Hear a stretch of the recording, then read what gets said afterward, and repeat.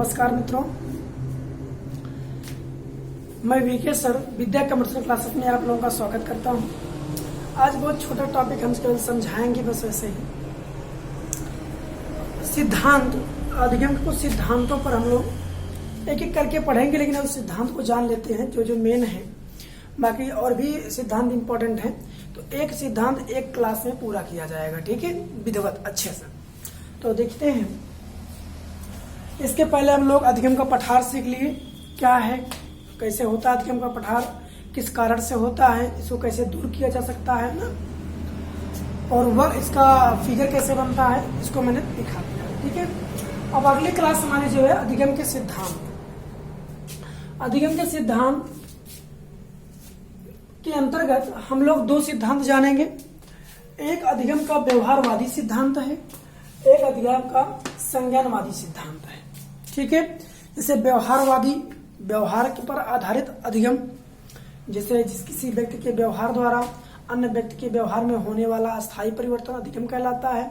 तो व्यवहार से हो रहा है ना, तो उस व्यवहार से कैसे अधिगम होता है, इसके अंतर्गत कुछ सिद्धांत बताए गए हैं, उन सिद्धांतों को हम जानेंगे। जैसे कुछ व्यवहारवादी सिद्धांत के मनोवैज्ञानिकों का नाम है और उनके द्वारा लाए गए सिद्धांत का नाम दिया गया है, ठीक है, इसको जरूर याद कर लीजिएगा। पहले है ई.पी. पावलोव, ई का मतलब इवान पी पावलोव, ठीक है। इवान पी पावलोव महोदय ने शास्त्रीय या परंपरागत अनुबंधन का सिद्धांत दिया है, ठीक है। इवान पी पावलोव ने शास्त्रीय या परंपरागत अनुबंधन का सिद्धांत दिया। दूसरा है बी.एफ. Skinner, BF. स्किनर महोदय ने क्रिया प्रसूत अनुबंधन का सिद्धांत दिया, ठीक। अभी केवल नाम जानेंगे, अगली क्लास में एक एक करके हम संपूर्ण चर्चा करेंगे। जैसे अब ई.पी. पावलोव शास्त्रीय अनुबंधन, परंपरागत अनुबंधन का सिद्धांत जो है, इसके और भी नाम है, वो तो उस क्लास में जब पढ़ाएंगे तो आपके सारे नाम हम चर्चा करेंगे, ठीक है।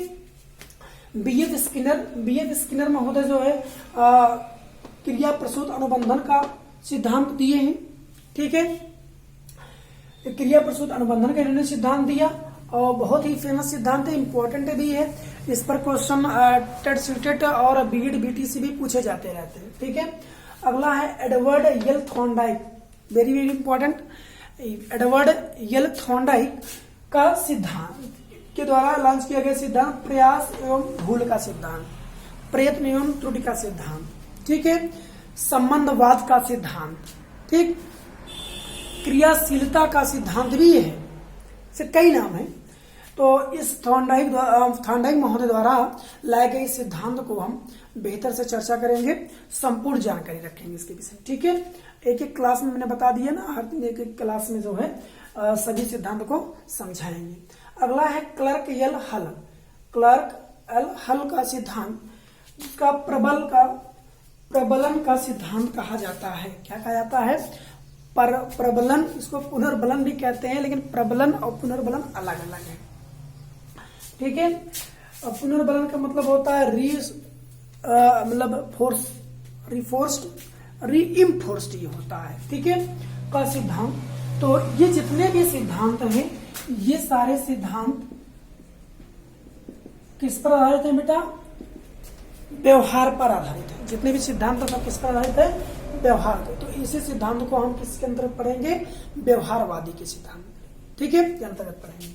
दूसरा क्या था? संज्ञानवादी सिद्धांत। संज्ञानवादी, संज्ञानात्मक विकास का सिद्धांत आप लोग जानते हैं, जिन पियाजे महोदय द्वारा दिया गया सिद्धांत। लेकिन यहाँ पर उसको मैं पढ़ूंगा ही, लेकिन आप लोगों को संज्ञानवादी सिद्धांत के अंतर्गत गेस्टाल्टवाद संप्रदाय पर आधारित है। ये सबसे पहले क्या लीजिए कि संज्ञानवादी जो सिद्धांत है किस पर आधारित है? गेस्टाल्टवादी संप्रदाय पर आधारित है। और गेस्टाल्टवाद संप्रदाय के अंतर्गत कौन कौन आता है भाई? मैक्स वर्दिमर महोदय आते हैं, कोहलर महोदय आते हैं, लेविन महोदय आते हैं और कोफका, ठीक है।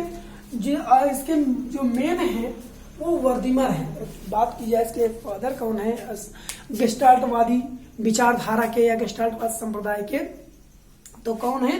वर्दिमर महोदय है, ठीक है, वर्दिमर। और लेकिन जो सबसे ज्यादा प्रचलित है वो कौन है? कोहलर, ठीक है। कोहलर द्वारा दिया गया जो सूच का सिद्धांत है वो इन्होंने बड़ा अच्छा अपना एक पहाड़ी सुल्तान नामक बंदर के साथ इन्होंने परमाणु साथ किया था अपना प्रयोग। तो अभी इसको मैं बहुत बेहतर से बताऊंगा और क्लियर हो जाएगा ये भी, ठीक है। सूझ का सिद्धांत, समझ का सिद्धांत, गेस्टाल्टवाद का सिद्धांत के नाम से जाना जाता है। और लेविनकोफ का इसके ही सपोर्टर हैं महोदय जी हैं, जो आपके सिलेबस में ज्यादा इंपॉर्टेंट क्वेश्चन बनते हैं, ज्यादा कॉलर महोदय के सिद्धांत से बनते हैं, ठीक है। तो ये सब कौन से विचारधारा के मनोवैज्ञानिक हैं? वो गेस्टाल्टवाद विचारधारा के मनोवैज्ञानिक है, ठीक है, याद कर लीजिएगा। और किस सिद्धांत के अंतर्गत आते हैं? संज्ञानवादी सिद्धांत के अंतर्गत आते हैं, ठीक है। अब हमारी जो अगली क्लास होगी, नेक्स्ट क्लास होगी, वो व्यवहारवादी सिद्धांत के अंतर्गत महोदय जी ईपी पावलोव के द्वारा लाए गए शास्त्रीय परंपरागत अनुबंधन का सिद्धांत के ऊपर चर्चा करेंगे।